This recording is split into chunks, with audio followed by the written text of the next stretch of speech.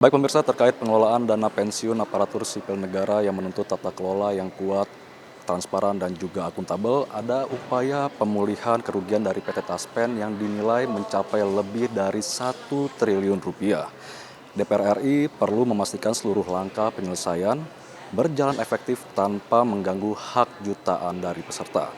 Lalu bagaimana Komisi 6 DPR RI mengawal proses pemulihan kerugian ini? Untuk lebih jelasnya, sudah bersama kami anggota Komisi 6 DPR RI yaitu Bapak Inengas Senantara dari fraksi Partai Nasdem. Baik, Pak Nengah, Ya. terkait pemulihan kerugian dari PT Taspen ini Pak nih, bagaimana Komisi 6 DPR RI mengawal agar tidak berdampak pada hak dan juga manfaat jutaan peserta yang terdaftar?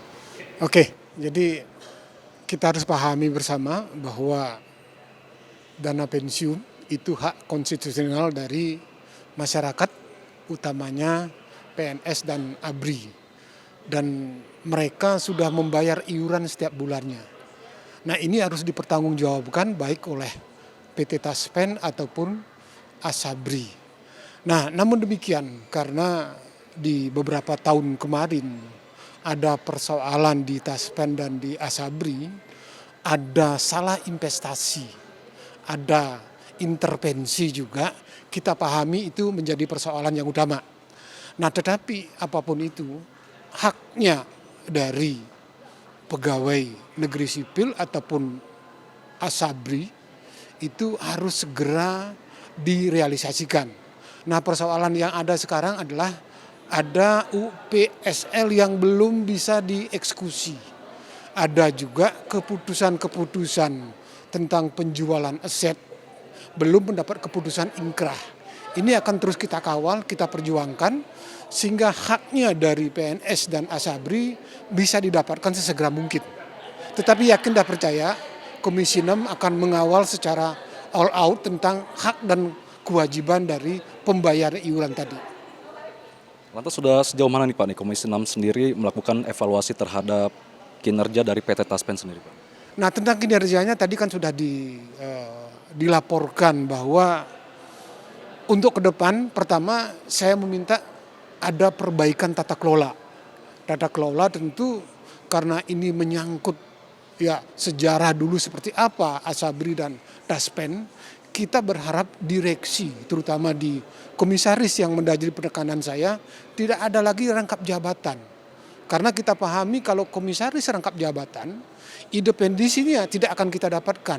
Padahal fungsi komisaris utama itu adalah pengawasan. Dan ibaratnya kendaraan, komisaris itu berhak untuk stop ataupun harus maju, terutama di investasi.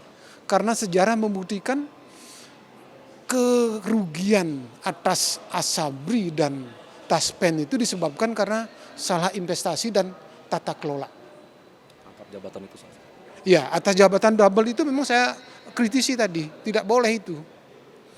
Lantas apa target dan juga indikator nih Pak keberhasilan yang ditetapkan dari Komisi 6 sendiri? Nah, pertama tadi saya katakan struktur organisasi dibenarkan. Ya, yang kedua pilih investasi ya yang menguntungkan untuk jangka panjang. Nah, yang ketiga saya juga mencoba bertanya dari triwulan 2025 sampai semester pertama 2026 investasi mana yang menguntungkan, investasi mana yang menggerus keuntungan.